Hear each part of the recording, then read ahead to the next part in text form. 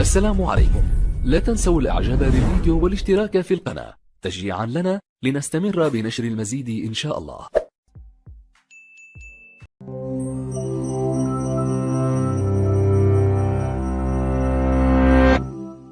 In the mid-19th century, suspension bridges were collapsing all across Europe. Their industrial cables frayed during turbulent weather and snapped under the weight of their decks. So when a German-American engineer named John Roebling proposed building the largest and most expensive suspension bridge ever conceived over New York's East River, city officials were understandably skeptical. But Manhattan was increasingly overcrowded, and commuters from Brooklyn clogged the river. In February of 1867, the government approved Roebling's proposal. To avoid the failures of European bridges, Roebling designed a hybrid bridge model. From suspension bridges, he incorporated large cables supported by central pillars and anchored at each bank. This design was ideal for supporting long decks, which hung from smaller vertical cables. But Roebling's model also drew from cable-stayed bridges. These shorter structures held up their decks with diagonal cables that ran directly to support towers. By adding these additional cables, Roebling improved the bridge's stability, while also reducing the weight on its anchor cables. Similar designs had been used for some other bridges, but the scope of Roebling's plan here dwarfed them all. His new bridge's deck spanned over 480 meters, 1.5 times longer than any previously built suspension bridge. Since standard hemp rope would tear under the deck's 14,680 tons, his proposal called for over 5,600 kilometers of metal wire to create the bridge's cables. To support all this weight, the towers would need to stand over 90 meters above sea level, making them the tallest structures in the Western Hemisphere. Roebling was confident his design would work, but while surveying the site in 1869, an incoming boat crushed his foot against the dock.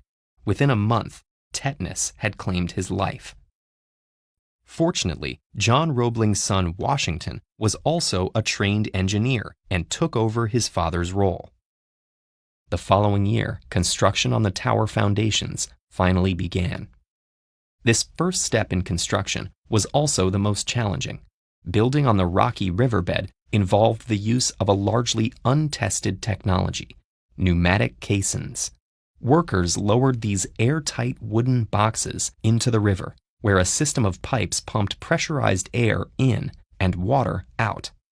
Once established, airlocks allowed workers to enter the chamber and excavate the river bottom. They placed layers of stone on top of the caisson as they dug. When it finally hit the bedrock, they filled it with concrete, becoming the tower's permanent foundation. Working conditions in these caissons were dismal and dangerous. Lit only by candles and gas lamps, the chambers caught fire several times, forcing them to be evacuated and flooded. Even more dangerous was a mysterious ailment called the bends. Today, we understand this as decompression sickness, but at the time, it appeared to be an unexplainable pain or dizziness that killed several workmen.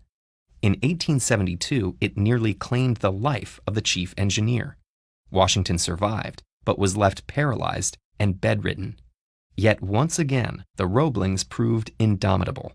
Washington's wife, Emily, not only carried communications between her husband and the engineers, but soon took over day-to-day project management.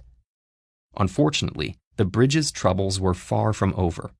By 1877, construction was over budget and behind schedule.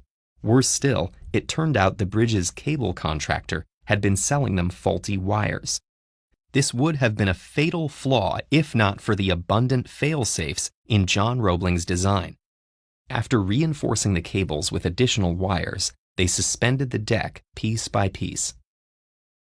It took 14 years, the modern equivalent of over $400 million, and the life's work of 3 different Roeblings. But when the Brooklyn Bridge finally opened on May 24, 1883, its splendor was undeniable. Today, the Brooklyn Bridge still stands atop its antique caissons, supporting the Gothic towers and intersecting cables that frame a gateway to New York City.